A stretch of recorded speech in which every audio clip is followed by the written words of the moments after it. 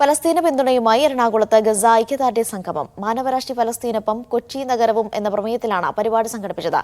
Israel ഉപരോധിക്കുന്ന ഫലസ്തീനിലേക്ക് വെള്ളമെത്തിച്ച ശ്രീരശ്മിയും പരിപാടിയിൽ പങ്കെടുത്തു. രാജ്യാന്തര മൈതാനിയിലാണ് പലസ്തീൻ ഐക്യദാർഢ്യ സംഗമം നടന്നത്. ഇസ്രായേൽ കൊലപ്പെടുത്തിയ കുരുന്നുകളുടെ പേരുകൾ എഴുതി എഴുത്തുകാരൻ NS മാധവൻ ഉദ്ഘാടനം ചെയ്തു. മാനവരാശിയുടെ ഈ കാലഘട്ടത്തിലെ ഒരു ധാർമ്മിക പരാജയമാണ്. ഇത്രയധികം കുട്ടികളുടെ ജീവൻ ആരുത്തരം പറയും? വംശഹത്യയ്ക്ക് ആരുത്തരവാദിത്വം ഏറ്റെടുക്കും?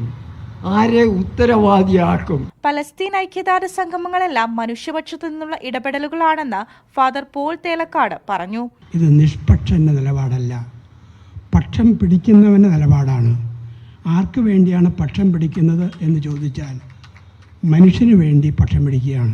ധൈര്യമായിട്ട് മനുഷ്യന് വേണ്ടി നിൽക്കാനും കഴിയാത്ത ലോകത്തെ നമ്മൾ വളരെ ഭയപ്പെടണം. ഇസ്രായേൽ ആക്രമണം മൂലം പട്ടിണിയിലായ പലസ്തീൻ കുരുന്നുകൾക്ക് വെള്ളമെത്തിച്ച ശ്രീരശ്മി അനുഭവം വിവരിച്ചു.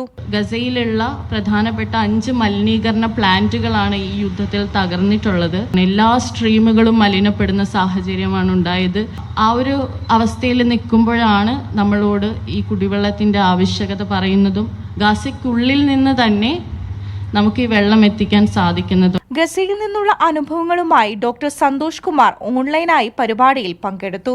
വിവിധ ഡോക്യുമെന്ററികളും ചിത്രങ്ങളും ഐക്യദാർഢ്യ സംഗമത്തിന്റെ ഭാഗമായി പ്രദർശിപ്പിച്ചു. CITO, FSCTO, ബാങ്ക്, ഇൻഷുറൻസ് ജീവനക്കാർ, വിവിധ സാംസ്കാരിക സംഘടനകളും ചേർന്നാണ് പരിപാടി സംഘടിപ്പിച്ചത്.